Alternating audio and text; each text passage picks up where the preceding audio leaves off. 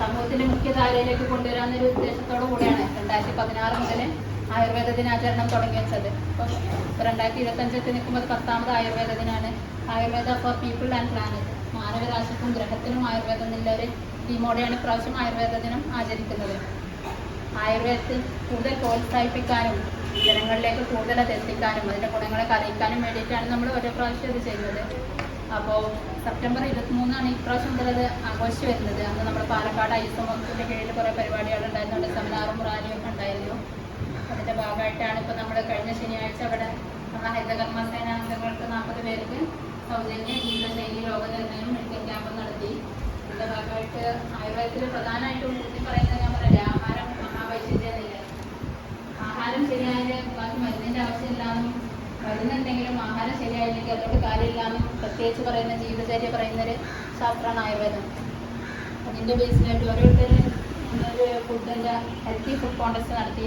അതിൽ 24 പേരല്ലേ, 24 ഒന്നിനൊന്നും ജഡ്ജ് ചെയ്യാൻ ഏറ്റവും നല്ല ബുദ്ധിമുട്ടുള്ള പണിയാണ്. 24 ഒന്നിനൊന്ന് മെച്ചമായിട്ടുള്ളത് തന്നെയാണ്. പക്ഷേ ഒരു ഇതെന്ന് പറയുമ്പോൾ ഷുഗർ ഇതൊക്കെ ചേരുമ്പോൾ ചിലതിന് പറ്റില്ല എന്നുള്ളതും അങ്ങനെ നമ്മൾ ക്രൈറ്റീരിയ വെച്ച് ചെയ്തിട്ടുണ്ട്. എന്തായാലും ഫുഡ് നമ്മൾ ചെയ്യുമ്പോൾ ഒന്നെങ്കിൽ നമ്മൾ മിനിമൽ പ്രോസസ്സിംഗ് ആണ് നമ്മളെപ്പോഴും ഇപ്പോൾ ആവശ്യപ്പെടുന്നത്. റോ ആയിട്ടല്ല, കുക്ക് ചെയ്യാത്തത്. കുക്ക് ചെയ്യുകയാണെങ്കിൽ തന്നെ ഒന്നെങ്കിൽ ആവിക്ക് സ്റ്റീം ചെയ്യുക, അല്ലെങ്കിൽ സ്റ്റിർ ഫ്രൈ, ചെറിയ എണ്ണയിൽ വറക്കുക എന്നുള്ളത്. ഡീപ്പ് ഫ്രൈയിങ് ഒരിക്കലും പ്രോത്സാഹിപ്പിക്കുന്നതല്ല. അതുപോലെ ഗ്രെയിൻസ് ഒക്കെ കഴിക്കുകയാണെന്നുണ്ടെങ്കിൽ ഹോൾ ഗ്രെയിൻസ് മുഴുവനായിട്ടുള്ളത്, അത് നമ്മൾക്ക് ഫൈബർ കണ്ടൻറ്റ് കൂടുതലുള്ളതും നമുക്കൊരു സാറ്റിസ്ഫൈറ്റ് ചെയ്യുക, അതായത് വിശപ്പ് മാറി എന്നുള്ളൊരു ഫീലിംഗ് വരണം. അങ്ങനത്തെ ഗ്രെയിൻസാണ് സെലക്ട് ചെയ്യേണ്ടത്. പ്രോട്ടീനാണെന്നുണ്ടെങ്കിൽ പരിപ്പ്, മുട്ടയുടെ വെള്ള, അങ്ങനെ നല്ല പ്രോട്ടീനുകൾ. കൊഴുപ്പ് വരുമ്പോൾ നമ്മൾ സാച്ചുറേറ്റഡ് ഫാറ്റ് ഒഴിവാക്കിയിട്ട് നട്ട്സിലൊക്കെ ഉള്ള കൊഴുപ്പ്, അതൊക്കെയാണ് നമ്മൾ ഗുഡ് കൊളസ്ട്രോൾ എന്ന് പറയുന്ന HDL എന്ന് പറയുന്ന കൊളസ്ട്രോൾ, അതിലേക്ക് മാറുക. അതുപോലെ ധാരാളം വെള്ളം കുടിക്കുക. നമ്മൾ ഭക്ഷണം എപ്പോഴും വയറിൻ്റെ പകുതി ഭാഗം, 1/4 ഭാഗം വെള്ളത്തിനും 1/4 ഭാഗം നമ്മൾ ഒഴിച്ചിടണമെന്നുമാണ് വായുവിന് വേണ്ടിയിട്ട്. ആ രീതിയിലുള്ള ഭക്ഷണം കഴിക്കുന്ന സമയം നോക്കണം. മുമ്പ് കഴിച്ച ഭക്ഷണം ദഹിച്ചോന്നും ഉദ്ഗാരം ശുദ്ധിയായോന്നും വിശപ്പ് വന്നോന്നും അതാത് അസുഖങ്ങൾക്ക് വിധത്തിലും യോജിക്കുന്ന വിധത്തിലുള്ള ആഹാരം കഴിക്കുക. അസുഖങ്ങളെ നോക്കുക. ഓരോരുത്തരുടെ ദഹന വ്യവസ്ഥക്കനുസരിച്ച്, പ്രായത്തിനനുസരിച്ച് കുട്ടികൾക്ക് ദഹിക്കുന്ന രീതിയിൽ, അതുപോലെ തന്നെയാണ് വയസ്സാകുമ്പോഴും ദഹനം കുറയുമ്പോൾ അതിനനുസരിച്ചുള്ള ലഘുഭക്ഷണങ്ങളൊക്കെ ആഡ് ചെയ്തിട്ട് കഴിക്കുക. അങ്ങനെ ഭക്ഷണത്തിനൊക്കെ പ്രാധാന്യം നൽകുന്നൊരു ശാസ്ത്രമാണ് ആയുർവേദം, അത് ശ്രദ്ധിക്കുക. അപ്പോൾ അതിൻ്റെ ഭാഗമായിട്ട് നമ്മൾ മത്സരം നടത്തി. അതിൻ്റെ വിജയികളെ നമ്മളെ ബഹുമാനപ്പെട്ട വൈസ് പ്രസിഡന്റ് ശ്രീമതി ആയിഷ ബിയാറി പറയുന്നതാണ്. വളരെ നല്ല ഒരു പരിപാടിയായിരുന്നു. ഇന്ന് രാവിലെയാണ് ഡോക്ടർ വിളിച്ച് അങ്ങനെ ഒരു പരിപാടി ഉണ്ട്, അത് പങ്കെടുക്കണം, പ്രസിഡന്റിന് വേറെ മീറ്റിംഗ് ഉണ്ട് എന്ന് പറഞ്ഞിട്ട് ഞാൻ വിളിച്ചത്. അങ്ങനെയാണ് ഞാൻ പെട്ടെന്ന് വന്നു പോകാമെന്നുള്ളൊരു ഇതിലാണ് പെട്ടെന്ന് ഏറ്റത്. എന്തായാലും വളരെ സന്തോഷപ്പെടെ വന്നത്.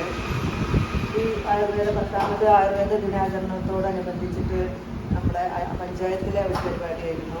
അത് വളരെ ഭംഗിയായിട്ടുണ്ട്. ആയുർവേദത്തോടനുബന്ധിച്ച് വളരെ അനുയോജ്യമായ പരിപാടികൾ, ക്വിസ് മത്സരവും അതുപോലെ ഹെൽത്തിൻ്റെ ഒക്കെ മത്സരമാണ് നമ്മളിവിടെ നടത്തിയിട്ടുള്ളത്.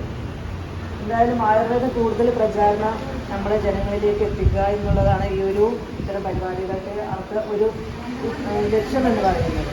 ആയുർവേദം ഇപ്പോൾ ഉണ്ടായ ഒരു സംഗതിയല്ല, അത് പാരമ്പര്യമായിട്ട് വർഷങ്ങളായിട്ട് നടന്നുകൊണ്ടിരിക്കുന്ന ഒരു സംഗതിയാണ്.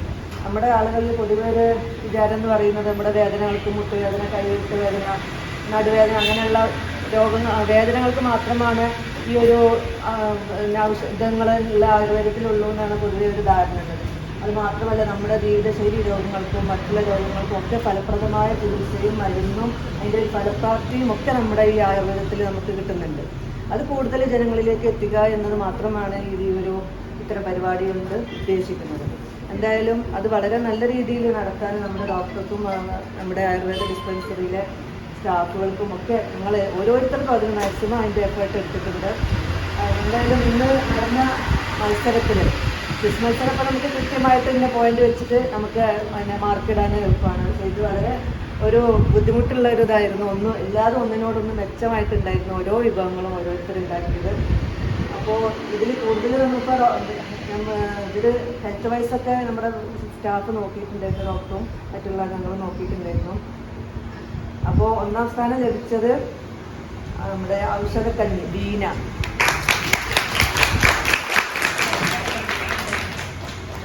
രണ്ടാം സ്ഥാനം ലഭിച്ചിട്ടുള്ളത് റാഗി അട താഹിറ, റാഗിയുടെ ഉണ്ടാക്കിയ.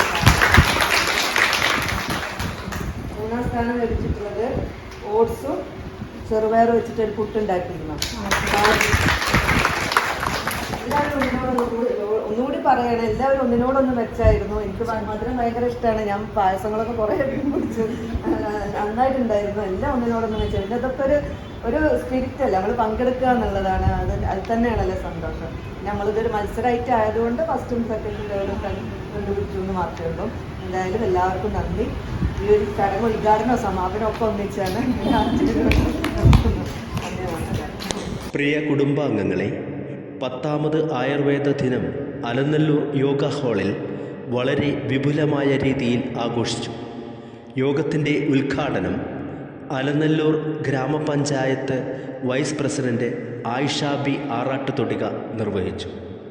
ഈ വർഷം മാനവരാശിക്കും ഗൃഹത്തിനും ആയുർവേദം എന്നതാണ് പ്രമേയമായി അവതരിപ്പിച്ചത്.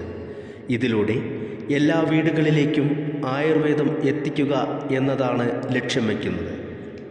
ഇതിൻ്റെ ഭാഗമായി യോഗ ഹാളിൽ വെച്ച് ആരോഗ്യദായകമായ വിഭവങ്ങൾ ഉണ്ടാക്കി അതിൽ നിന്നും വിജയികൾക്ക് സ്നേഹസമ്മാനങ്ങളും നൽകി. ഇതിന് നേതൃത്വം കൊടുത്തത് ആയുർവേദ ഡിസ്പെൻസറിയിലെ ഡോക്ടർ മിഷ്കാത്തും സ്റ്റാഫുകളായ വർണ്ണ, വിജയശ്രീ എന്നിവരുമായിരുന്നു. ആയുർവേദ ദിനത്തോടനുബന്ധിച്ച് ആയുർവേദ സംബന്ധിയായ ചോദ്യങ്ങൾ ചോദിച്ചുകൊണ്ട് ഒരു ക്വിസ് മത്സരവും സംഘടിപ്പിച്ചു. അതിന് ഡോക്ടർ മിഷ്കാത്ത് നേതൃത്വം നൽകി.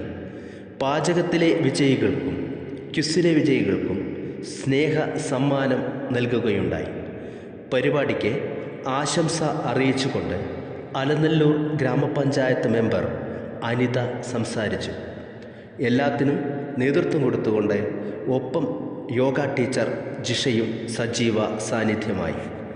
ആയുർവേദ ദിനത്തോടനുബന്ധിച്ച് നടന്ന പരിപാടികളിൽ സജീവ സാന്നിധ്യമായ എല്ലാവർക്കും നന്ദി അറിയിക്കുന്നു. Yoga team Alanallur Ayurveda dispensary.